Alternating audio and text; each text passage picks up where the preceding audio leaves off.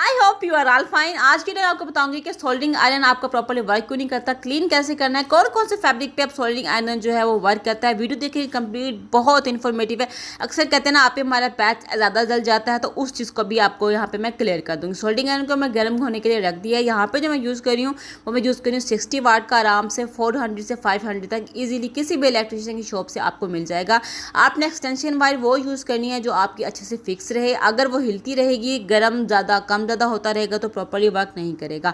यहाँ पे मुख्तलिफ स्टफ के फैब्रिक्स रख दिए हैं जो आपको वन बाय वन करके दिखाऊंगी। अब सबसे पहले क्वेश्चन होता है आप ही हम जब भी पैच पे करते हैं तो हमारा एक्स्ट्रा एम्ब्रॉयडरी जल जाती है, वो क्यों होती है। अब देखें, जब भी आपने करना होता है एम्ब्रॉयडरी को टच करना ही नहीं चाहिए। जस्ट आपने उसकी जो कि टिप होती है ना सोल्डरिंग आयरन की, आपने वो यूज़ करनी होती है और थोड़ा सा 1-2 पॉइंट पीछे से करेंगे ना, जैसे ही आपका फैब्रिक जो होगा मेल्ट होगा वो आपकी एम्ब्रॉयडरी बच जाएगी और फैब्रिक होगा। अगर आपका यहाँ पे मैंने सोल्डरिंग आयरन की तार निकाल दी थी आपको बताने के लिए, अगर आपका सोल्डरिंग आयरन की तार अच्छे से फिक्स नहीं होगी तो कहीं पे कम ज़्यादा वो करता रहेगा और आपको पता नहीं चलेगा। 1-2 बार वॉशिंग के बाद भी तारें निकलती जाएंगी, वो भी सही नहीं होगा। तो आपने बस इस चीज़ का ध्यान रखना होता है। इसके बाद आ जाते हैं रॉ सिल्क के ऊपर कि यू वर्क करेगा नहीं। हाँ जी, रॉ सिल्क के ऊपर भी वर्क करेगा। अब कहते हैं ना कि आप ही कपड़ा ज़्यादा जल जाता है, वो क्यों जलता है। देखिए, एक ही डायरेक्शन में स्मूथली लेके आ रही हूँ तो वो सही जा रहा है।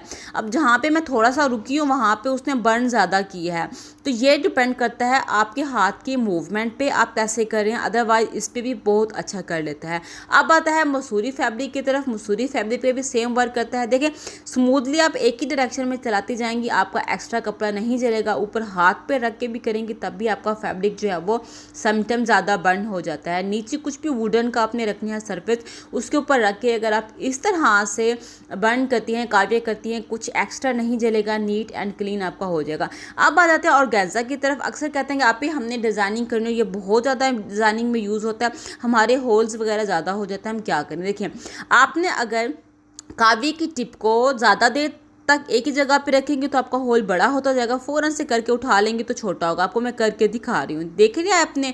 बस गेम है सारी आपके हाथ की मूवमेंट की, वो आप प्रैक्टिस करेंगे तो हो जाएगा। अगर आप टिप से आगे वाला यूज़ करेंगे तो आपका फैब्रिक ज़्यादा बर्न होगा। और ये अब आगे फर्दर मज़ीद चल के बताती हूँ कौन कौन से फैब्रिक पे चलेगा। मेरे पास सिल्क या शमोज़, हाँ जी, सिल्क और शमोज़ पे भी वर्क करेगा। सेम ऐसा ही वर्क करेगा जैसे हमारे ऑर्गेन्जा पे करता है। अगर थोड़ी सी देर के लिए भी हमने अपने सोल्डरिंग आयरन की टिप को वहाँ पे छोड़ दिया, वहाँ पे कपड़ा हमारा ज़्यादा बर्न होगा। हाथ पे उठा के भी करेंगे तब भी ज़्यादा बर्न होगा, क्योंकि टिप से आगे तक चला जाएगा फैब्रिक, तो वो ऑब्वियसली सी बात है ज़्यादा बर्न होगा।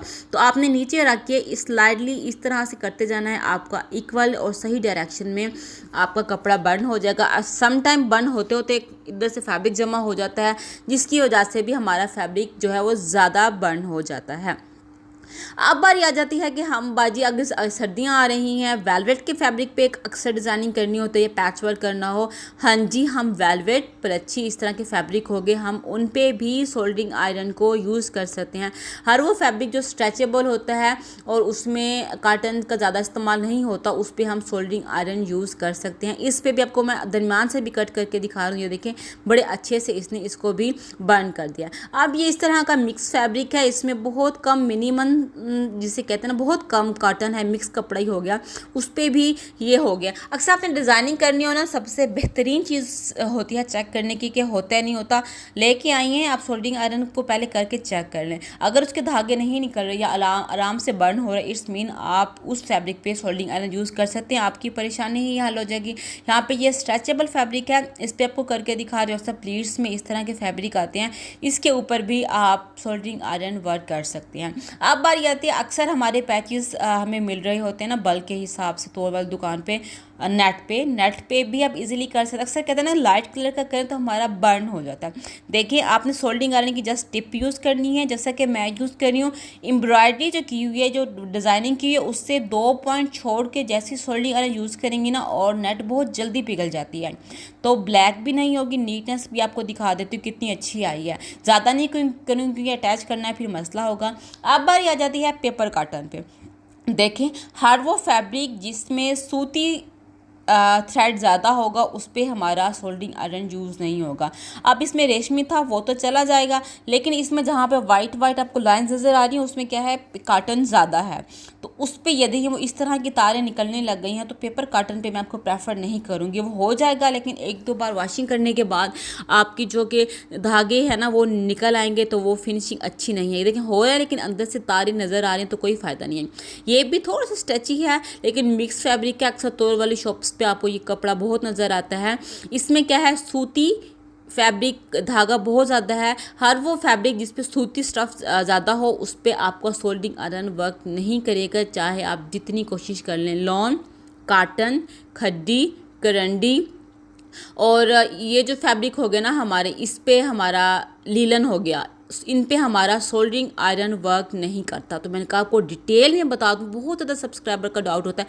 अब लोन पे करके दिखा रही हूँ भाई, लोन पे भी नहीं कर रहा, काटन पे भी नहीं कर रहा और लीलन पे भी नहीं करता। ठीक है, अब बारी आती है कि हमारा वर्क सही नहीं आता, आप भी कभी ज़्यादा तो कभी कम। ये देखिए जहाँ पे सोल्डरिंग आयरन फुल गर्म, अगर आप देखें कितना गंदा हो रहा है, साइड से जो धागा बर्न होते होते ऊपर तक गया हुआ है, इसको क्लीन करना बहुत ज़रूरी होता है।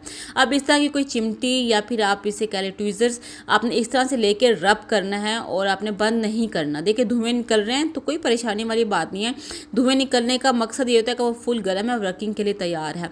ठीक है, अगर ये आपके पास नहीं है तो स्क्रू ड्राइवर सबके घर में होते हैं, स्क्रू ड्राइवर से आपने रब करना है हल्के हाथों से, बहुत आराम से। एक्स्ट्रा फैब्रिक जो बर्न हुआ है वो हमारा आ जाएगा। अक्सर हम कोई नफीस कपड़ा कर रहे होते हैं ना, अगर इस साइड से लग जाए, वो जला हुआ फैब्रिक से थोड़ा सा टकरा गया तो होल हो जाता है। तो इस चीज़ का भी हमें ध्यान रखना होता है। हम इसे 2-3 बार ड्रेस पे वर्क करने के बाद क्लीन करना था। 2-3 लेयर्स ले ली लोन की और अभी तक ऑन है। बहुत ध्यान से अपनी फिंगर्स की टिप्स को बचा के आपने क्या करना है, क्लीन कर लेना। को मैं दिखा भी रही हूँ एक्सटेंशन वायर से कि अब मैंने जाके इसको बंद किया है, एक बार दोबारा फिर मैं कर लूँगी अच्छे से रब, ताकि क्लीन हो जाए। अगर ये अच्छे से क्लीन होगा, आप कोई भी वर्क करे होंगे आप बहुत ईजीली वर्क करेंगे। एक्सटेंशन बार वो यूज़ करनी है जिसमें आपको अच्छे से फिक्स रहे, हिलता ना रहे। आई होप ये मेरी डिटेल में वीडियो थी, आपको यकीनन अच्छी लगी होगी। मैंने हर फैब्रिक पे स्टफ़ पे करके दिखाया है ताकि जो डाउट आपका क्लियर हो जाए। ज़्यादा शेयर करें ताकि बाकी से फ़ायदा उठाएं। मैंने नेक्स्ट किसी और इस तरह की इन्फॉर्मेटिव वीडियो के साथ अल्लाह।